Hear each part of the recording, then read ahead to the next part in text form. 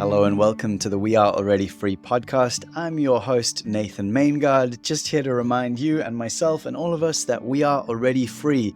Unfortunately, if you're like way too many of us, stress, tension, or even chronic pain can feel like a constant weight on your shoulders.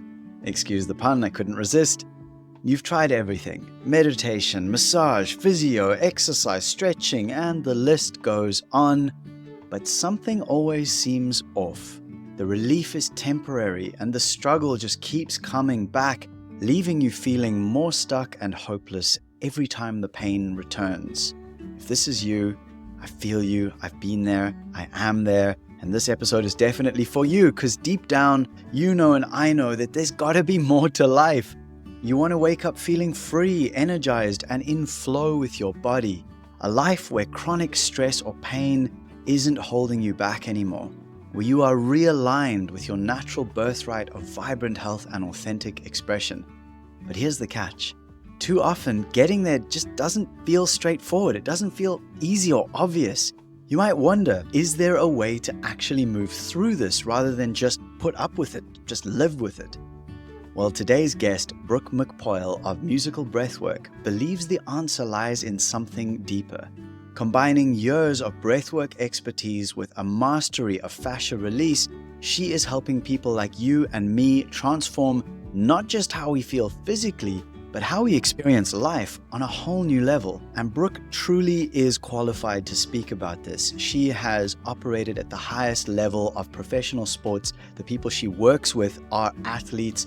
These are people who need to see immediate results, and I promise you, listen all the way through this episode. You are going to get so much value and get so pumped.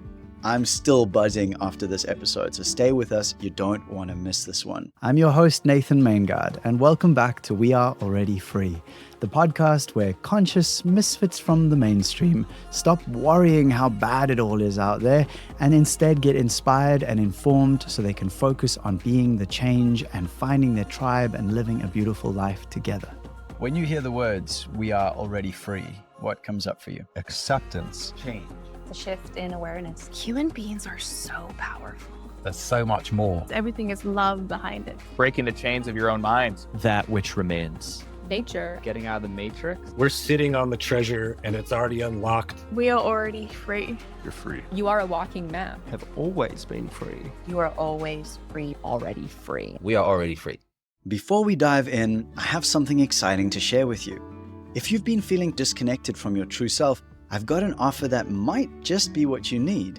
To celebrate the ongoing growth of Already Free Academy and the upgrade of my coaching program, I'm offering 3 free Root and Rise sessions in exchange for feedback and testimonials. And there are only 2 left. This is a deep one-on-one exploration to uncover what's really holding you back and how you can realign with your authentic self. Usually valued at $250, these sessions are available for free to the first 3 people who apply. If this feels like what you've been searching for, head over to the link in the show notes or visit alreadyfree.me/rootrise to secure your session before they fill up. Now please enjoy this heart-opening, heart-warming, delightful, body-expansive conversation with Brooke McPoyle of musical Breathwork, where we explore how you can go from stress and chronic pain to joyful flow using the power of breath and fascia. You know, I'm interested initially in your own journey because that's always telling in terms of what is it that brought you to the place that you're in now. And I saw in your bio that you were a golfer. I don't know if you still are, but you were like playing Division 1 golf, but then you somehow went from that to like breathwork and fascia. And I'm curious because you've said that breathwork is basically the most powerful tool for health and physical resilience. And I'm wondering, how did that become that so life-changing for you and your clients when you came from sort of like a high-performing sports person? When I was 12, I had just the honor and the privilege of having like one of those public school teachers that are just truly gifted.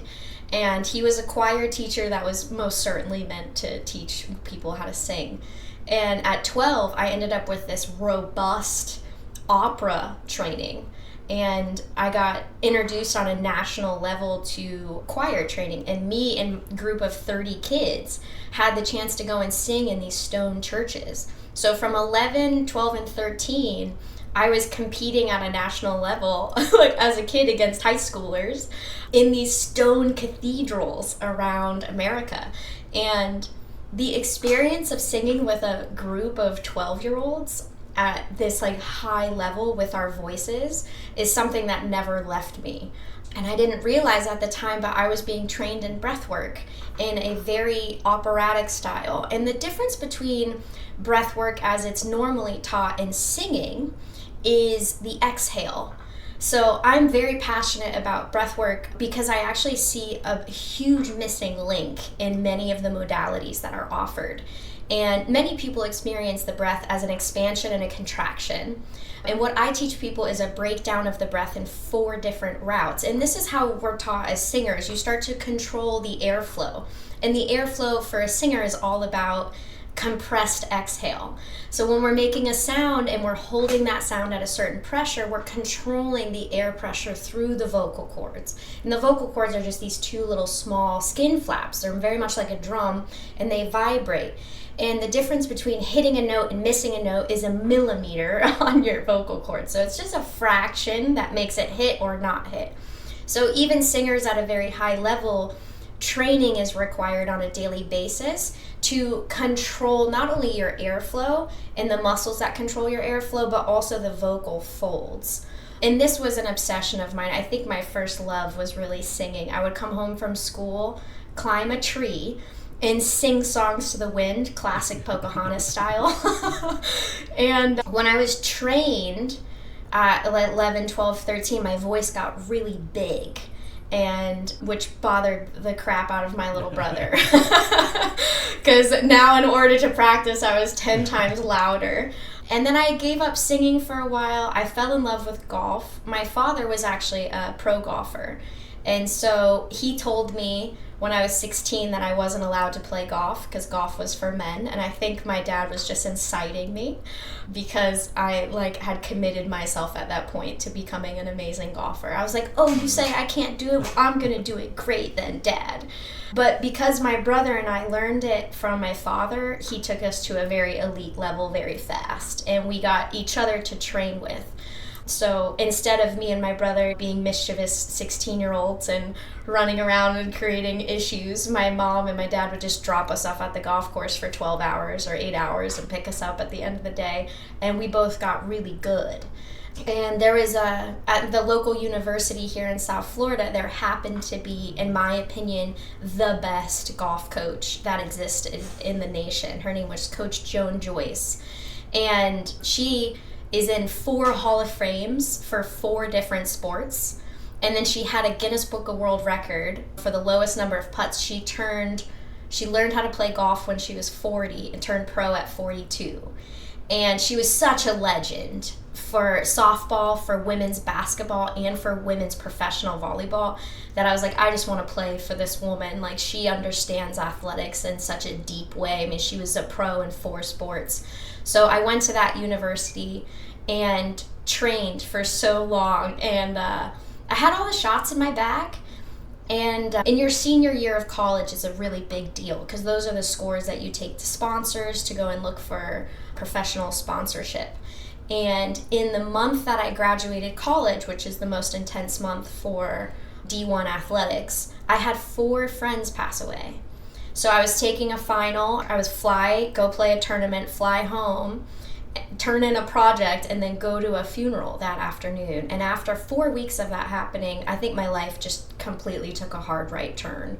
I went from only really caring about where this golf ball went to suffering from a little post-traumatic stress. Like if somebody would call me twice in a row, I would panic that someone died.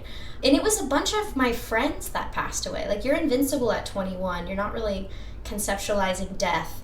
But my first boyfriend passed away, kids I grew up on the school bus with, somebody that was adjacent to me in a bunch of my middle school classes. So I got to sit with this desire of wanting to play international golf and travel, and then simultaneously come home and just see the what's the word I'm looking for? The temporalness of life. And when that happened, my nervous system was shot. I basically was playing my conference championship And all I was thinking about at that point, it was the best round of golf I really played in a long time. Like, it was just one of the most important rounds of my life, and I just remember being so grateful for my mom and my dad being there and for a beautiful day. And it still like brings me tears because I remember being like shooken that day and being like, wow, I'm different. Like, I used to just care about what I scored, and now I'm just so grateful for all these other things. And I turned pro after I graduated, but I was stuck in grief. I hadn't really processed or mourned like all my friends passing. And I remember the real turning point for me with my game, I was playing a gambling match against this pro, and we had played 48 holes in 3 days, and I was dropping him off at the airport because adrenaline in golf is one of the most difficult things to handle. And pros, you would go out of your way to simulate pressure that you get in a tournament in order to practice for the adrenaline. So there was a lot of gambling that you do as a pro, and even as a college player, even though you're not supposed to, in order to create more of an adrenaline dump. So if you're on the last hole and you have $100 on the line, which was a lot for a college kid, you could kind of get this extra dump of adrenaline, and it would play with your swing. And I really struggled with, under pressure, how to control my adrenaline on the putting green. And I failed a lot. I had all the shots in my bag. Really, my coach was just like, Brooke, you have everything it takes to be a pro. You just have to learn how to relax under pressure. And I sucked at relaxing under pressure. I mean, my swing was there, my short game was there, and the two footers would just get me. I would play an amazing round and have all the right stats, and then miss 6 3-foot putts, and you can't do that as a pro. So I ended up leaving the sport because I was like, maybe I just don't have what it takes. I have 10,000 hours in the game and all the shots. But what separated me from the tour pack was about 6 putts around, and that's in the highest level, the top 1% of the world. It's 0.25 strokes around that separate the middle of the pack LPGA from the top 10. So 6 shots around or 5 shots around missed on the putting green was enough for me to feel like I didn't have a chance to make it. After that, I ended up marrying a doctor and divorcing a doctor, but that doctor was obsessed with the nervous system. And I built a company around him. I have an international business degree, and when I met him, his practice was suffering, but his content was so amazing. His understanding, he was a doctor driven to teach. And I learned so much from him. I'm so grateful for that marriage and for that divorce. He has a lovely family on the West Coast. He was called to be a dad when I wasn't called to be a mom yet. So it was a graceful divorce. It was I think we both had a huge exchange for each other. So I still treasure that moment. I feel like it was very part of my path.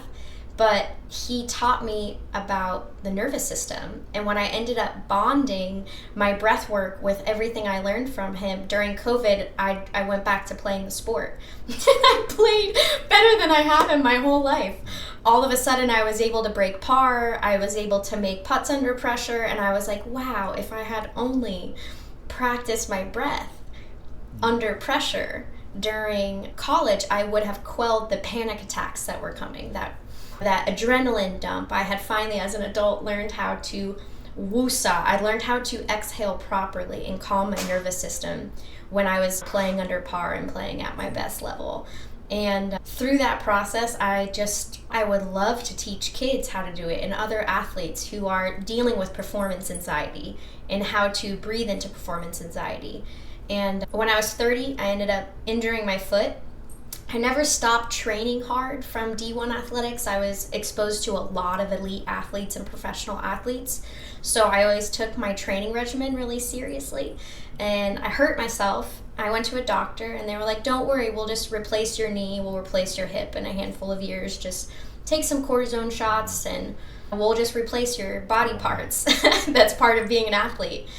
And I'm not privy to surgery. I don't like the idea of people cutting my body open. I really want to take care of my body well so that I can continue to train.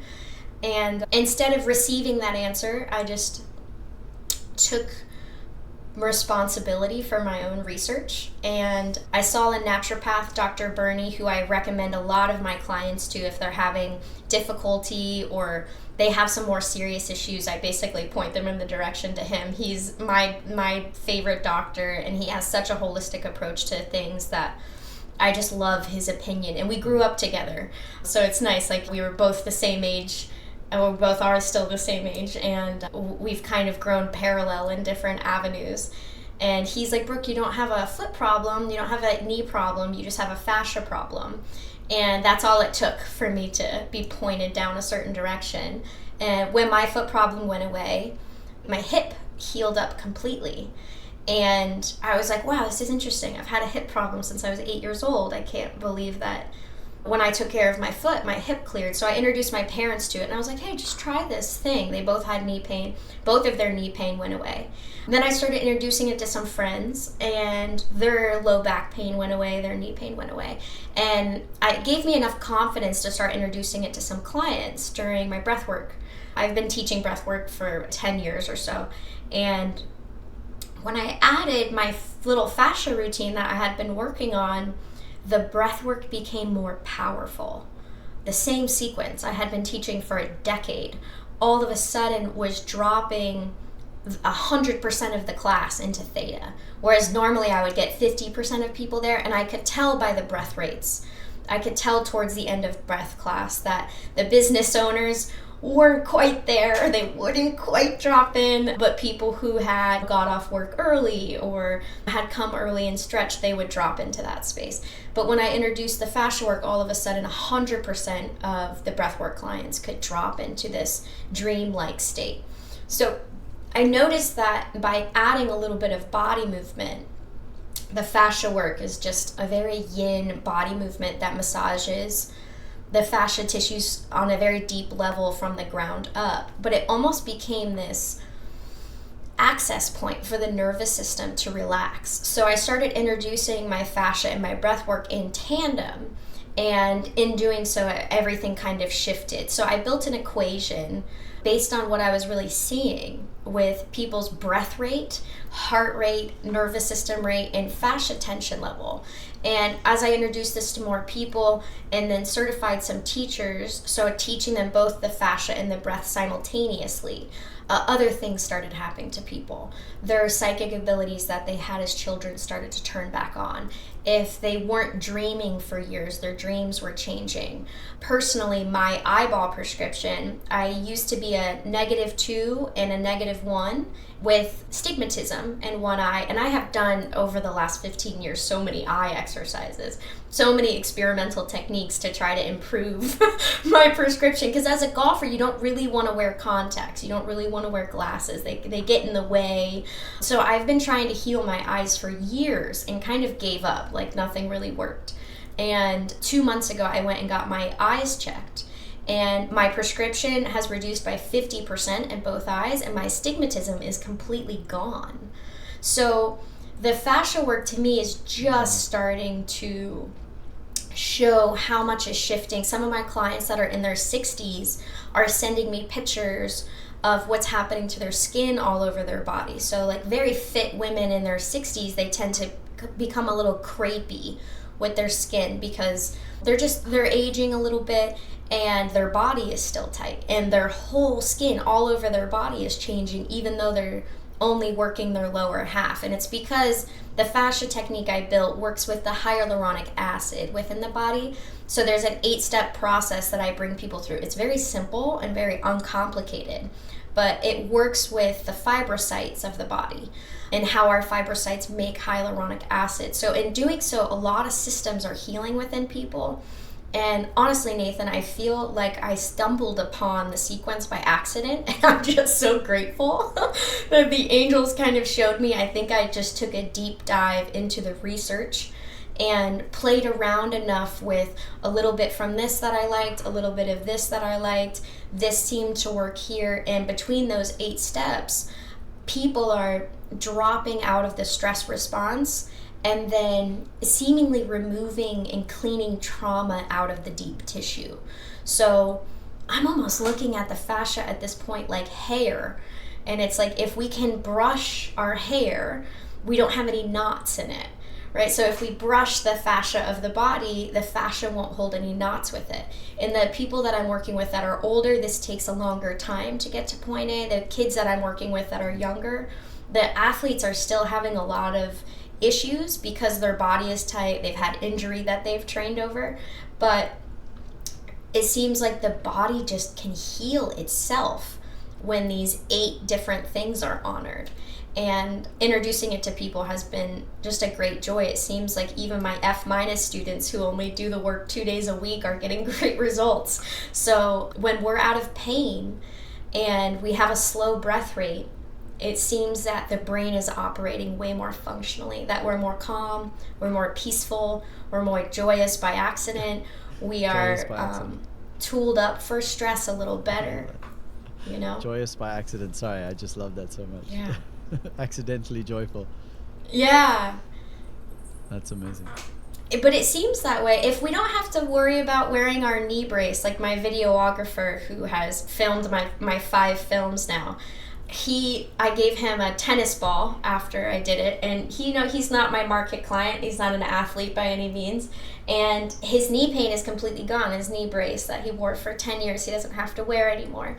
And he gave me a discount the last time we filmed, and he's like, Brooke, I just want to say how grateful I am for just knowing your tennis ball trick. Like, it's such a joy to be able to show up on set and not have to worry about my knee pain, and I can stand there for 7 hours and I don't have the same issues. And little things like that make me feel like I'm very much on the right pace with people. Yeah, I mean, your story is incredible to me because, like, hearing it all in, obviously it's a lifetime of a story, but hearing it all in sequence, it seems that the universe has put you exactly here, or God, or whatever your belief system is around that, but like that very intentionally gave you exactly the medicines and the messages and the journeys and the experiences that you needed to put these different pieces together. Like, I'm sorry, but like breathwork and fascia and golf and like these things that seem quite unrelated in many ways, leading, like singing opera at 11 years old, and then it's just like gave you all the pieces of that puzzle that only you could put together because of your life experience,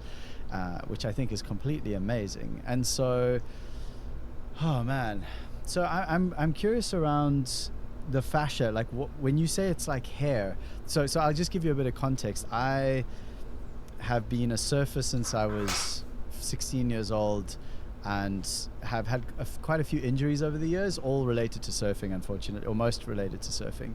And it reached a point where I started getting neck spasms, really bad neck spasms that kind of debilitated me. And for a long time, they were coming like once or twice a month, and surfing was a pretty guaranteed way to trigger them because of the extent. Like, when I'm surfing, I'm paddling and my neck is extended up, and it would just create too much tension and my neck would go into spasm. And I actually stopped surfing for a long time.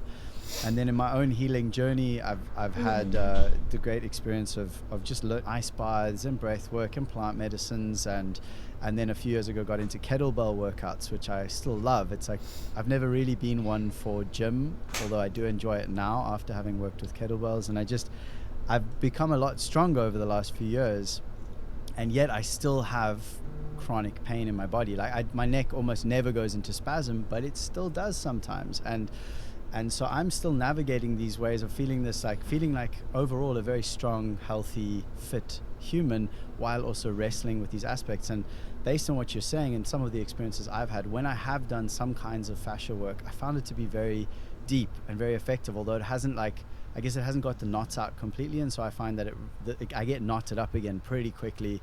And even more recently, I just started surfing again and having like the best time. But also, even while I'm surfing, I can feel the tension in my upper body of just like, oh, this is intense. But I've got the capacity and strength now to keep going. But it's almost like you were saying, I've trained over the injuries, and so now I can maintain more than I could, but it's still there. So I'm really curious around like the fascia element. What makes the fascia different to musculature, or how does it integrate into the rest of the system, and why is that such a key element to really deep and sustainable healing of the sort that could be like, oh, I could throw away the knee brace if I had a knee issue, or like I could let go of the worry of, oh, I'm going to go into spasm if I do this, or even just know that I'm going to live pain-free, which I haven't experienced in many years. So how does fascia play into that? So let me give you a little bit of rundown so you can kind of feel it differently in the body. Up until 2018, doctors really looked at fascia, and some doctors still do. They look at fascia as a saran wrap that wraps the muscle. And most of us have heard of a myofascia massage. And myofascia just means the muscle, or the fascia around the muscle. Myo means muscle. And what they have found now is that the fascia is so much more than that. It not only wraps the muscle, but it wraps each individual muscle fiber. And then it goes past that as well. It actually goes inside of our cells through something called integrins, and it wraps around the mitochondria. So the reason why people are loving cold plunge so much is because when you do cold plunge, you're activating your ATP burning, right? Your mitochondria are dividing, which increases your brown fat and your adipose tissue, right? That's actually all happening through the fascia.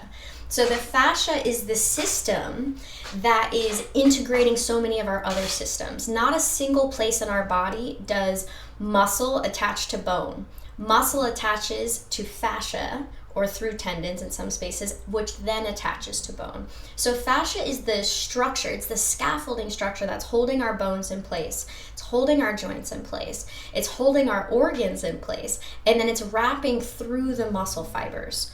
So before, when we've studied the biomechanics of the body, what we've done is kind of eliminate the fascia completely and looked at the muscles. And we've seen the muscles as contracting and expanding, but we forgot about this element of fascia. And that was kind of by accident. It wasn't until the 1960s that we really could even conceptualize in architecture how something like the fascia could work. Because it was this thin, stringy spider web that was kind of gluey, and it's moving a fluid through it and around it. So as kids, the way that we experience our fascia is it glides. We can jump off of a 10-foot tree branch and land, and we're like spring-loaded. We're shock absorbing, right? And the reason why we have that ability is because the fascia can actually change, which is confusing the hell out of doctors. But the fascia is piezoelectric, polymorphic, metaphasic, and viscoelastic, meaning it has these characteristics that don't make any sense. It's almost like a solid and almost like a liquid. And when it's healthy, it's like a honey. So as children, we experience this as like lots of flexibility and mobility in our joints. We can run and we're never tired. There's almost no loss of energy. We seldom hurt ourselves when we fall. And as we injure ourselves, right, the fascia tears. So even if you look at like an old scar on your body, you can see like the scar doesn't look exactly like skin or dermis. It looks like it's almost glued together a little bit by a white tissue. That is the fascia. So the fascia is made of collagen, and collagen is a triple helixed shape. So it's like these little nanotubules. Imagine like one straw, right? And this one straw by itself is pretty bendy and pliable. But if we took 50 straws and wrapped them together, they would be pretty strong.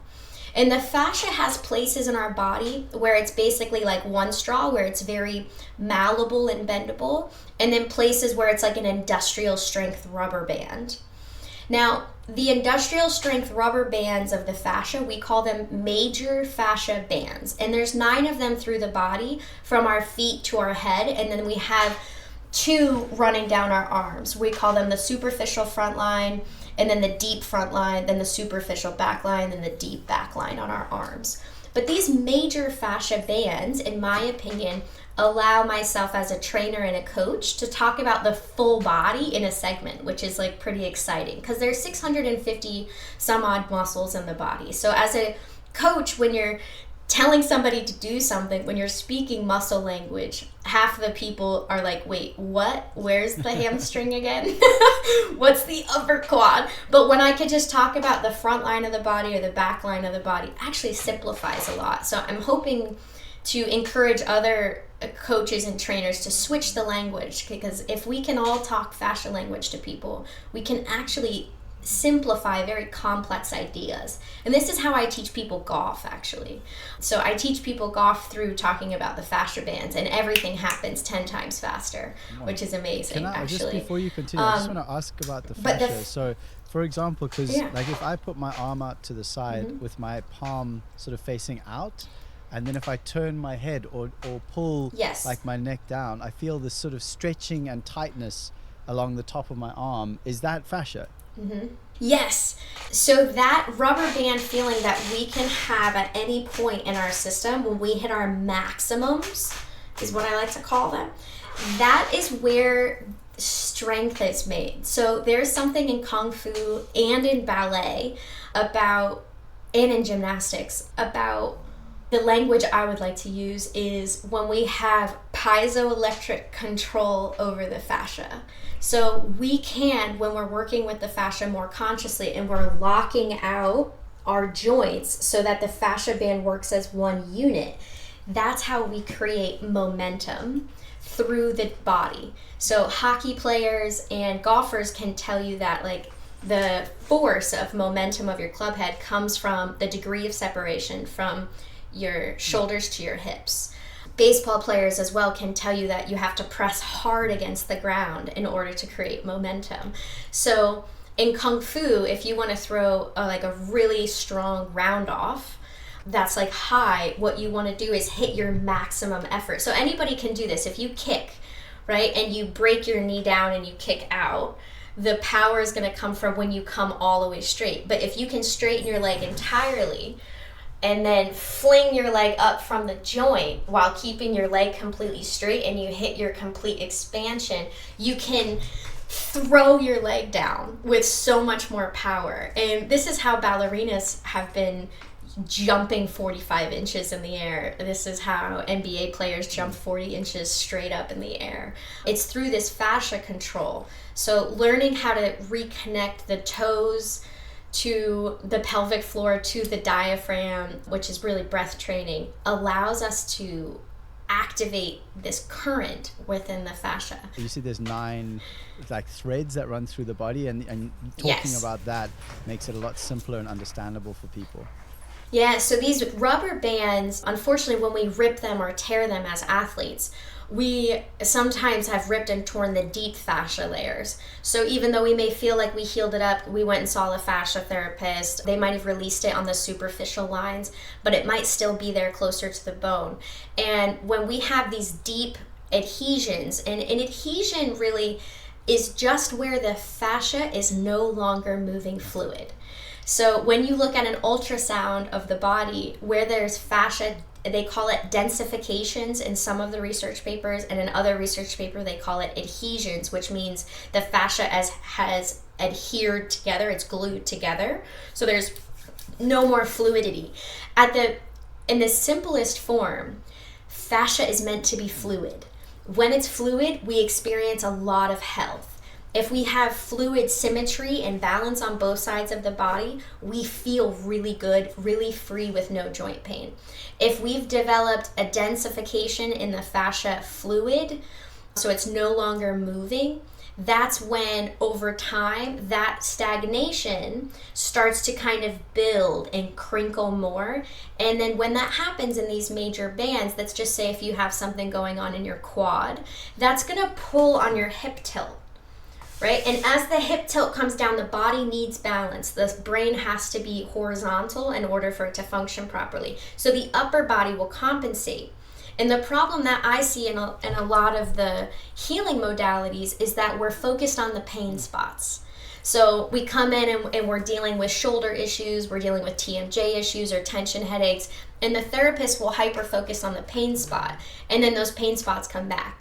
And what I'm introducing to people is if we can brush the hair of these rubber bands out so that there's no tension, that we're encouraging the fascia to flow while we're training, we can eliminate these issues because it's just densification, just like knots in our hair. If we had knots in our hair, if we started to brush from the top down, we're going to rip those knots, which has really been the philosophy in fascia therapy for the last 100 years. Most of what we've done is based on Dr. Ida Rolf, who in the late 18th century, early 19th century introduced rolfing, which is, to me, she took massage therapy into the healing arts. She was huge on physiology. She required her students to read a whole bunch of stuff. Tom Myers was trained by her, and what they would do is find the spots that were stuck and then rip them open so that there was flow again. And in my opinion, that's great. Like, flow is better than lack of flow. But as an athlete, I don't want to have to recover from my recovery method. I don't want to be bruised. I don't want to have to wait to train. So the question I kept asking myself in my research was, how can we undo the knots without ripping any of the fascia fibers? And by asking that question, I think that I found myself down a little rabbit hole. And what I found is that by following a particular sequence, instead of treating the fascia adhesion with ripping or shearing, I was looking at the geometry of these. So I was spending a lot of time looking at ultrasound footage, cadaver images, and just using my artistic mind going, okay, how do we unknot the spider web without ripping any of the fibers of the spider web? And I ended up developing a little bit of vocabulary around the feelings of adhesions. So when you come across identification in the body, I like to think that there's 5 different ways to feel them. The most intense ones are the electrical ones. That's when, in my opinion, the fascia has collapsed entirely around the nerve, and the nerve no longer is functioning. And what I've seen in myself and in clients is that when this electrical adhesion goes away, whatever neuropathy was happening lower in the body reverses. So there's a collapsing method within the fascia adhesion. The second highest priority adhesions are the ones that radiate. So we go through a certain sequence to warm up this piezoelectric charge, and then if you hit a spot where you actually feel your knee pain, or you feel your ankle, or you feel your hip, that's what I like to call radiating. And these spots, every step we take, are actually pulling your joints out of sequence, which to me solves a problem. Like, why is it that when people get a knee replacement, one knee is in significantly worse shape than the other? And what I found on those people is that there's a cloister of adhesions on one side of the body. There's not balance of fluidity. There is huge tensifications on one side, and then the other side is mostly flowing. The third most intense adhesion is a dull spot. And then the last 2 are tender and achy. So by developing a vocabulary around how this spider web can feel, we start to take care of the most intense ones, because the confusing part about the fascia is that it's all interconnected. So if you just focus on pain spots, often the issue of the pain spot is a consequence of something else happening in the body. So this sequence keeps us a little more disciplined, moving through the knots with the intent of rebalancing the hips before we move through the upper body. And that's for about 100 different reasons. I don't know how many you want to unbox here. Sorry, do you want to finish your thought there? But I have another question for you related to that releasing. Okay. No, that's okay. So I had for a time I worked with an amazing masseuse who, his thing, I don't know what it was exactly called, but it was around fascial release. The work he was doing was fascial. For example, like the last thing we would do every session was that he would have me lie on my back, and he would actually push into my neck, and then he would sort of go from that one part down and rub while pressing quite hard, and have me turn the opposite way, like turn towards the left while he's pulling down and away. And it would be this, the process was quite painful a lot of the time, and it had a really positive effect. So I went for like 10 sessions, and for quite a long time after, I had more fluidity, is the term I would now use, having listened to you. I was more fluid in my body. And as he expressed, he said, people will do yoga and have this momentary relief, but it doesn't stay because their fascia's stuck together, like you've just expressed. And so I experienced it while working with him. But what happened, there's 2 things that I would like to hear your thoughts on. One was that often it was incredibly painful, and in the pain, like if he'd press into like the psoas or these different parts and then have me sort of turn away or do these different things, I would sometimes literally scream or cry and have a big emotional release. Like I would feel emotion and feel almost like the emotion was stuck in the fascia, where I would need to sob or express rage or like really need to get something out, and then I would feel relief. And so that's the first part of the question, is what's going on there, and does that happen in your work as well? And the second part of the question, which I can ask again if it's too many things at once, but is why didn't it last? Why did it come back? Why did my pain come back after a while of not working with him? And so, but yeah, anyway, those two questions. So I'm going to answer your second one first. If you went to a dentist and you had perfectly clean teeth, would you leave the dentist and be like, I never have to brush my teeth again? Yeah. So, or like if I brush my hair and I go to the hairdresser and my hair is perfect, would I ever say to myself, I never have to brush my hair again? Right. So I like to remind people of this. In 1938, the first nylon toothbrush was invented. Before 1938, right? So it's not even 100 years, and almost everyone around the world has an understanding that brushing our teeth twice a day is very good for our health. But not 150 years ago was it normal and natural for people to lose their teeth. It was normal and natural. Oh, you're 40. It's normal to lose your teeth. So to me, fascia health it's a regular maintenance process. If we maintain good fascia health, we can just do it 3 days a week. But a lot of the times when I work with people, I'm like, this is a 5-day-a-week routine for the first 6 months or so, just to get yourself back to point A. When you're at point A, then it's just 3 days a week. You just do a maintenance routine. And the maintenance routine that I teach people is 20 minutes. So 20 minutes, 5 days a week. You can do it while you're doing other things. Like I roll my feet out when I'm making my coffee and brushing my teeth, when I make my mid-morning calls. I do my calves. Before I go to bed, I do my upper legs. So it could be baked in while you watch your favorite show. So it's not a time-consuming thing. But it is a regular maintenance thing. I actually just did an experiment. I was at like 90% reduction in adhesions. I almost... At that point, I was, during my sessions, just looking for stuff in my lower legs as I was teaching. I was like, man, I have nothing left now. So I did 3 weeks of no fascia work and continued my normal training regimen. I train gymnastics 3 days a week. I sprint a couple days a week. And I just wanted to see, like, if I do nothing, how long does it take for my knee pain to come back? And it took 3 weeks.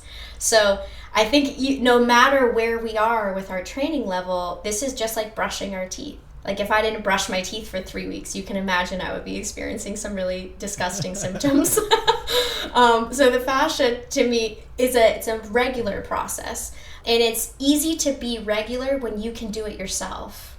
So the course that I sell is the price of one massage, and I teach people how to do it for themselves. And I've had a lot of clients that have spent $3,000 working with a massage therapist for extended sessions and systems of trying to pull their body back, and they're like, wow, I could have just been at home with a tennis ball rolling around at night fixing my whole body without need.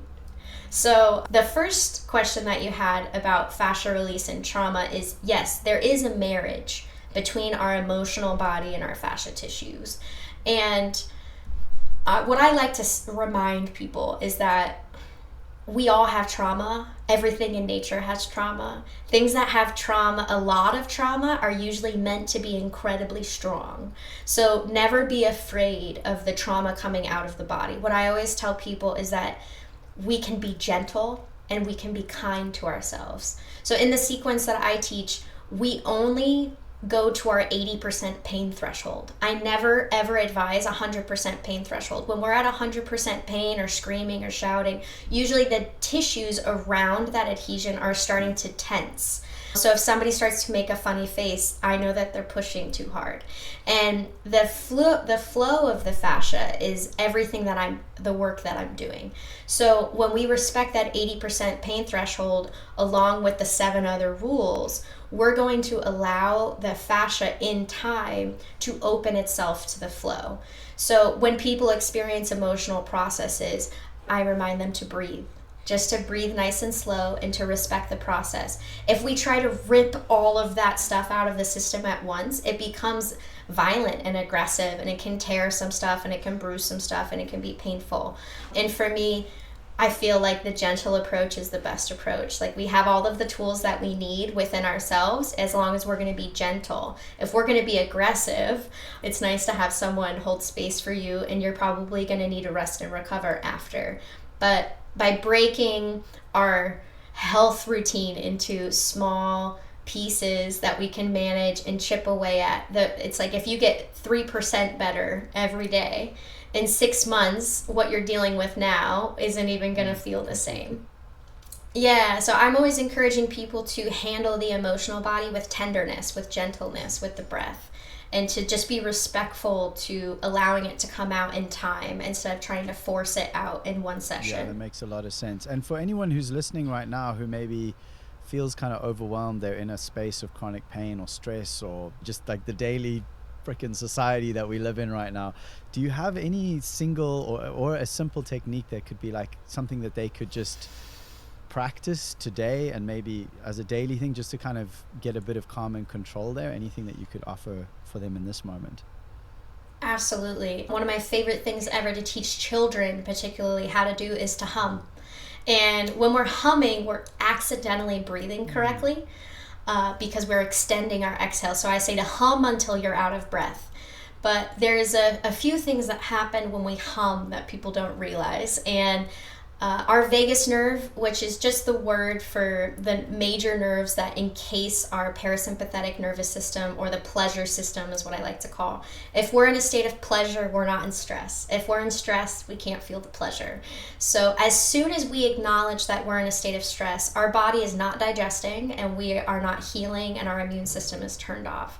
So many people, in my opinion, in America are dealing with serious symptoms and diagnoses, which could be traced back to just an overactive stress response. And the thing about stress is we'll never stop it. It's part of our biological makeup. It happens faster than we know it. Our nervous system's moving at 268 miles an hour. If an explosion went off, we're stressed. We don't even have to think about it. There's a biological override to adrenaline. So our job is to acknowledge when it's there and then to pull ourselves out of it as fast as possible. And to me, it's 4 minutes of humming.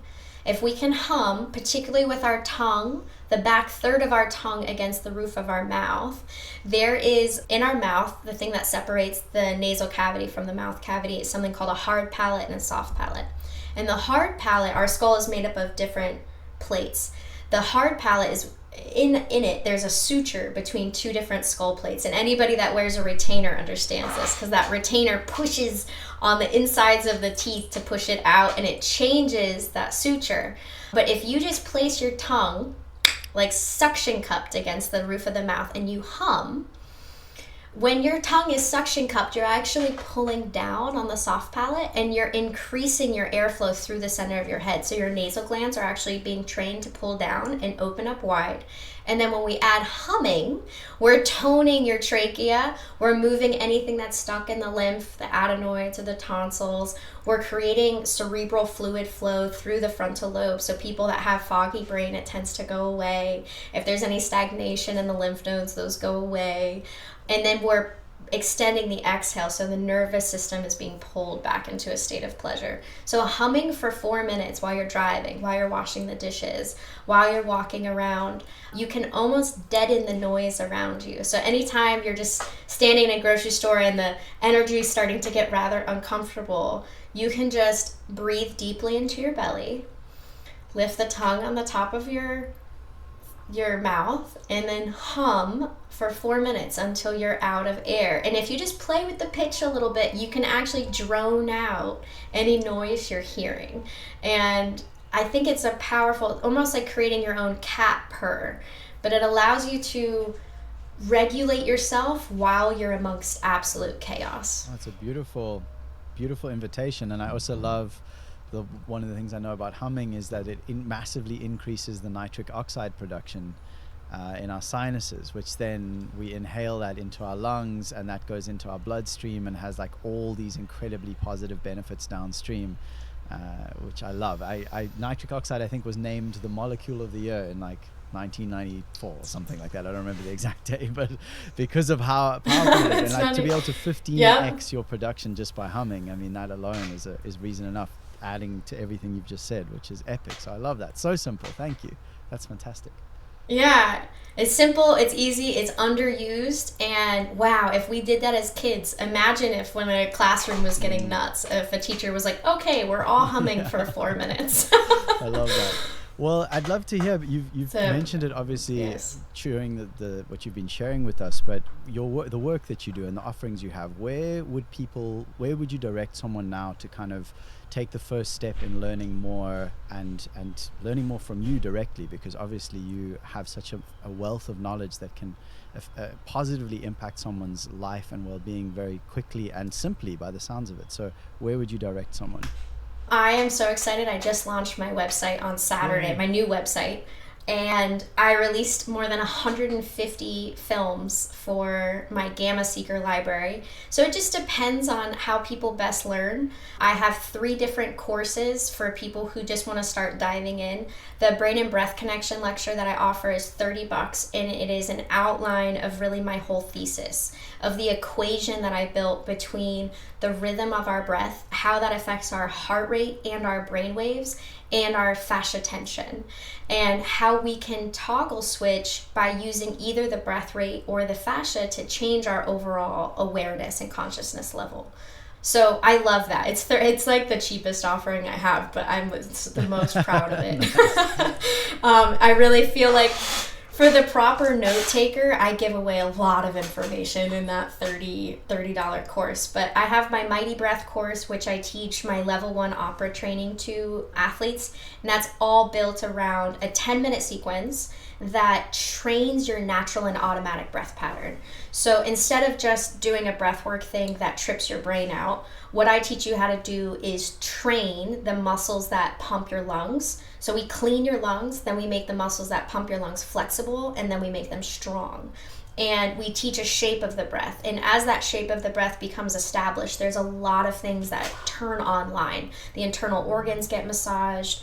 We start to naturally drop our breath rate, which to me is the big changer. If we want to change our brain waves, if we want to be the cool, calm, collected, stable, creative thinker under pressure, we need to be breathing instead of at 20 breaths a minute. We need to be breathing more like 8 breaths a minute on an average. And to do that, we just double your breath capacity.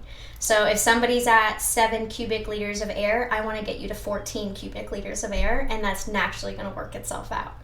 So it's 10 minutes a day to do my Mighty Breath, and I have that all digitally laid out for someone. The fascia course that I have, it's the price of 1 massage. It's 210 minutes of information about caring for your fascia. And I have a test. If somebody was like, well, I have no idea what my fascia tension is like, if they go to musicalbreathwork.com, there is a breath test and a fascia test, and I'll give you the results right there for free, just to give you a calibration of like how I would grade you. And then for people who want to dive right into the experimentation that I'm doing with the brain waves, because to me, the goal is to get to gamma. Our brains have this significant capacity that we're barely tapping. And the Gamma Seeker library is there for those that want to experiment, want to be in a community of people that are experimenting and sharing notes. And I have 60% more information about the breath and the fascia and brainwave meditations on there. So I'm about to be releasing a record. I'm in the middle of the process of recording a lullaby album that has a new cymatic experiment based on live instruments that are tuned to 432, and then a breath cueing that acts as a guided meditation through breath rate cueing. So you can just kind of plug that in and breathe on the sound of this and exhale on the sound of this, and then we drop you slowly into 1 breath a minute. And that I'm very excited to do research on. I am pitching a couple doctors this week on using their EEGs to show them if we include fascia tension and breath rate in the cymatic research, I truly believe that we're going to have a breakthrough with brainwave technology. And this is like really the crux of my work. The crux of my work is let's get to gamma, let's start to maintain gamma, let's operate from gamma. The solutions are here. We just need to turn on this extra glip of our voltage, and I feel like the voltage will turn on naturally when the body can handle the voltage. And that electrical mechanism to me is with the breath and with the fascia. And when we start to control those spheres, I feel like the brain can optimize to a whole new level. Wow, that's incredible. So is gamma, because I don't know much, I know the names of these different states, but like where is gamma on the frequencies, and what does it feel like, or what kind of state is a person in when they're in gamma? What's happening? Like, how are they functioning in the world at that point? So mostly we are operating in beta. Like right now, we're at 16 to 30 hertz. When we're stressed, we're at like 25 to 30 hertz. Gamma is 31 to 100. And we experience it when we like bite into an apple for a half second, or when we have solved a problem we're vexed by. And it's when our brain is operating like a symphony. So when you do this podcast, you know how you have the audio frequencies, you know, all those squiggly lines. So imagine our brain can handle 100 squiggly lines, but we're feeling stressed at 30 squiggly lines. But we have the ability to get to 100 squiggly lines. So the monks that they flew over from Nepal and Tibet and some from France, they hooked them up on the EEG, and they're experiencing gamma for 8 hours at a time. Whoa. While they're moving around with no electrical impingement. So some people, like Dr. Joe Dispenza, he has these beautiful breathworks that he guides people down, and people drop into what they think is gamma. And they're probably in gamma, but their body is convulsing. There's almost like a seizure-like experience. And I feel like it's because the body's not equipped to handle the voltage. So if we start looking at the body more like electricity, when we are going to bring the brain to 90 hertz, the radio tower, right? So the fascia, because the brain is connected to the body through the nervous system. The nervous system is held in place by the fascia. Every cell of our body has a nerve to it. So when we turn the gear up on our brain, the rest of the symptoms are increasing. And many people in America that are trying to drop into gamma are using hyperventilating breath routines. So they're breathing at 50 breaths a minute, 60 breaths a minute. And they're turning the sympathetic drive on. So I feel like people that are reaching gamma for small clips of state consciously, there's a disconnect with the voltage. And there's this thing very understudied between theta brainwaves, which is 4 to 7. It's where we are as children. It's when we learn, we're in theta. When we're building new neurons, we're in theta. When we're in our imagination. And when I can drop people into theta, there's something called the theta gamma sync. And this to me makes more sense. If we want to operate the brain at 90 hertz, the way that we do that isn't breathing 90 times a minute. I think it's by breathing 4 times a minute, 3 times a minute, 2 times a minute. And by having that slow, peaceful, still space within the body, and the body is free of electrical impingements, I think that's when we can resonate to this next level and hold the charge. And the reason why I feel it works that way is because of instruments. I play 8 different instruments, and on many instruments there's something called the harmonics. And the harmonics are when things are perfectly cut in half. And you have a guitar behind you, so like, you know how the 12th fret harmonic, you can just slightly place your finger and it makes those pretty sounds. So I think the body's the same way. I think that when we can perfectly harmonize our breath rate with our brainwave, with our fascia tension, that we can just kind of slowly evolve into this next state. So I really see the body like an instrument. The fascia bands are the strings, and the breath rate is how fast we're strumming those strings. And based on the tension in the fascia, our life will be muddy, dissonant sound, or it will be pure melody. Oh man, I've got goosebumps. That's so beautiful. I actually wrote a song years ago called It's All Music. I've been playing and writing songs since I was 14, although I've never trained sort of like officially, but I've always, songwriting in particular, lyrics in particular, have been just one of the great loves of my life. And I was going through actually a really difficult time some years ago, really struggling with depression and just like struggling to feel like I wanted to be in life anymore. And somehow in amongst that, I was also thinking about this idea of music and resonance, and how the universe is this, like, at least science currently is saying, what we call reality is molecules vibrating at different frequencies. And so when I was thinking about frequencies, I was like, well then, so that's what makes everything stable from moment to moment, is that those frequencies are harmonizing. There's a harmonizing at some level of reality that creates what I call this life, the present moment.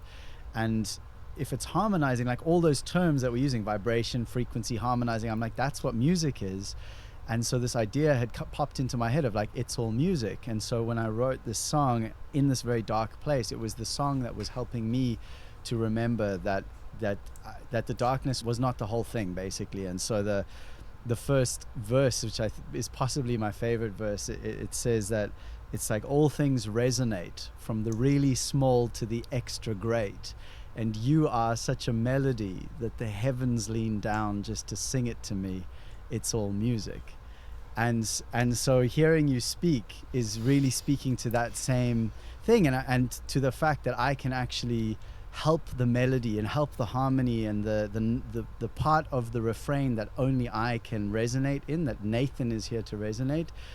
Like, I can help that by loosening the knots, by brushing out the knots, and by slowing down the frequency with which I'm breathing, with which I'm strumming that string that is the being that I am. And by doing so, I can more fully express the notes that like I've been gifted to express. So I deeply appreciate what you've just shared. I still have goosebumps the entire time that I've been sharing and feeling what you just shared. So thank you so much. Yeah, I mean, how often do we need to tune the guitar? Basically every time we pick it up, every other time. So your body's the same. So how many people think that they have pain, but it's just tension? It's just tension. It's just like a shallow breath rate in a tense body. If we make the body not tense, if we make the body fluid again, remember the body is just gases and liquids moving through tubes. So tension is just something of the gases or the fluids getting stuck in the tubes.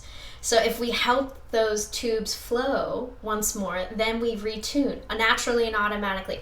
I'm at a point now with my clients where I don't even feel like we have to do anything to the upper body.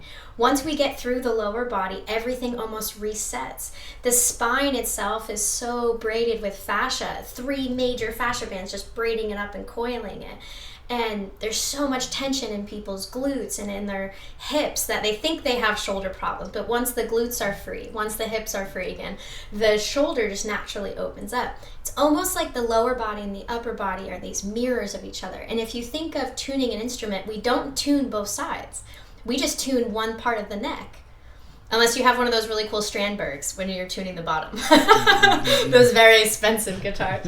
But other than the Strandbergs, we just tune the pegs on the neck. And to me, I really see the pegs, the tuning pegs of our body are our feet, because we walk on our feet.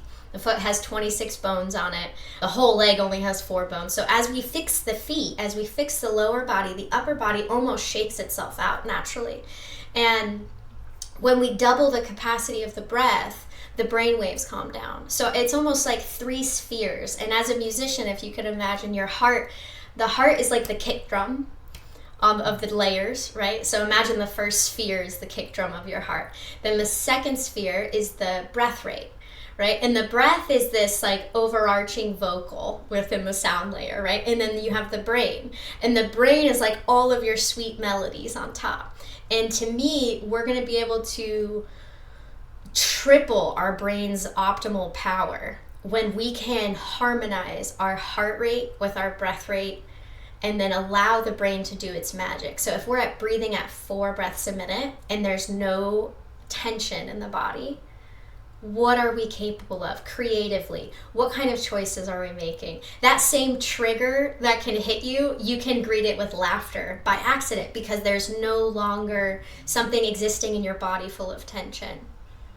So yeah, we are instruments. To me, if we can embrace that, we can have freedom. We can make the sweet songs that we're supposed to make through our life. Yeah, I love that. And in terms of your offerings currently, does the one you mentioned, I think the one that costs the amount of like a massage, will that take someone through the process of like bringing the fascia or brushing out the fascia? And is there breath involved in that? It's like if someone could only do one right now, and I'm also thinking of myself here because now I really want to buy something that you do, because I'm like totally in. You've sold me 100%. Like which one would be the one? I would actually suggest you to take the breath and fascia test first, because some people greet me and they already have a 2.5 minute breath hold, but their fascia is awful. So start with fascia. But if somebody has, they're practicing yin yoga, their mobility is pretty good, they have great toe dexterity, but their breath hold is less than 30 seconds because they've been vaping for 10 years, start with the breath. So that little test in my website will, within 5 minutes, you'll be able to gain a barometer of where best to start. People that do train both of them at the same time tend to create a lot of subtle and powerful changes in their body. So there is an advantage of doing it simultaneously, because it tends to create massive movement of flow. Because when we're training the breath, we're moving a lot of the internal organ systems. Like people that have digestive problems, they tend to go away because we're creating so much internal organ massage. And then people that have fascia issues, it's like, man, you just want 5 days a week for a little while. Just get the body recalibrated. If you're feeling any electrical impingements, that's just your body saying this is really important to do.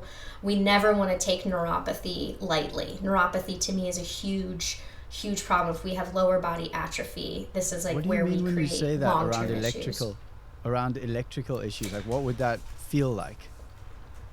I go deep into it on the course to like developing that little vocabulary, and it's just a way to feel the spider web of the fascia and not avoid the painful spots. So if we think of a spider web, if you had 3 giant knots within the spider web, right, and we left them there for a while, these big knots would create openings on other parts of the fascia, which I call the tender, achy spots, these tiny openings, versus the big knots are the radiating, electrical, and dull spots. So if you warm up a section, right, and then you're like, well, this is really uncomfortable, I'm just going to focus on this little tiny, tender, achy spot over here because I want to avoid this lightning bolt of activity. It's going to take a while to get better. So it's up to your discipline to follow the 8 parts of sequence to take care of the highest priority spots. And I walk you through that whole process. But really the fascia and the breath don't overlap too much. There's a little bit of sauce I give out in the gamma seekers for both, releasing facial fascia tension for the breath and whatnot, but they both require their own scientific explanation. They require a little understanding of the physiology, which really gives you an understanding of what to do with tension and how to help the body release the tension. Beautiful. Well, thank you. And you mentioned a moment ago, you used the word freedom around being able to be free. So when you hear we are already free, what does that bring up for you? That the 3 spheres of the body, that the brain and the fascia and the heart and the breath, they're operating together. And that there's this feeling of enthusiasm. Enthusiasm in Webster's dictionary means possession by God. And I feel like when we are in our proper space, we are linked into this faucet of energy. And it's that timeless awareness. It's that, you kind of forget where you are. You're so present with the moment. And for some people, that faucet stays in one spot and they just live their life and they're like, wow, this is so great. Why is everybody else struggling? And then for those of us that are creative, right? Sometimes that faucet moves around and you think you're under it, and then a year later you're like, well, what the hell? I thought I was like in my thing and now I have to move over here to find my thing.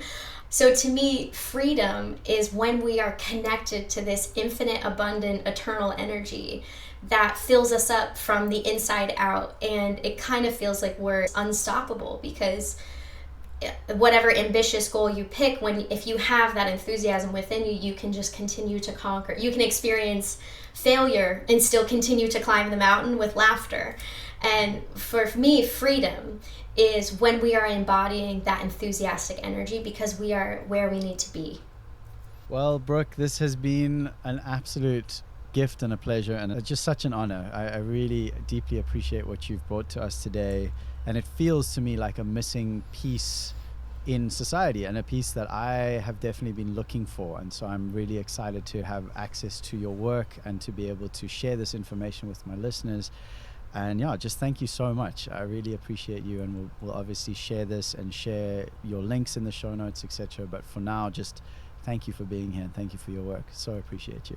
My pleasure. It's an honor to be on. Thanks for bringing this to the other side of the globe. I appreciate it.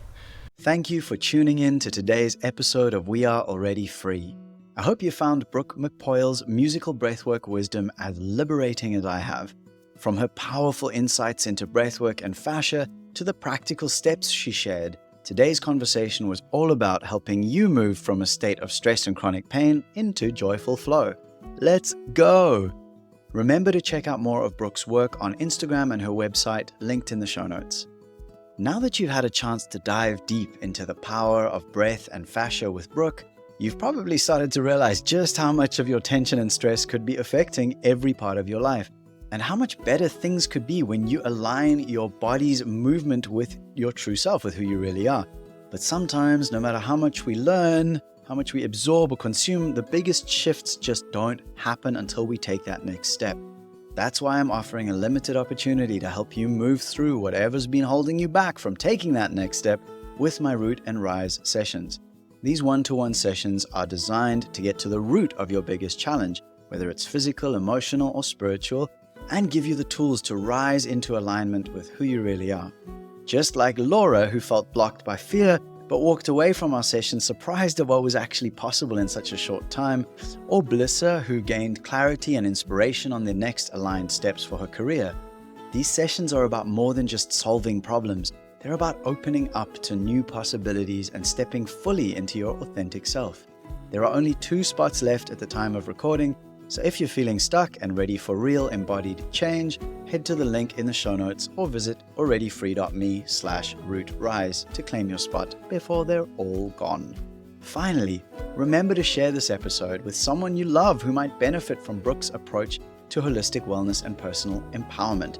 It's wild to me how many people have told me they listen to the podcast, but they haven't yet left a review, or they're like, this has been my favorite podcast, I love it, and they haven't yet taken action to share an episode or to comment on Spotify or leave a review. Be an action taker. Do one of those things because it helps the podcast to reach more people out there in the world. I need you as much as you need this podcast, so keep it going. Let's spread the word. As always, until next time, dear listener, this is your host, Nathan Maingard, checking out. I loved being me with you today. What a pleasure. You're amazing. Thank you. And please remember, we are already free.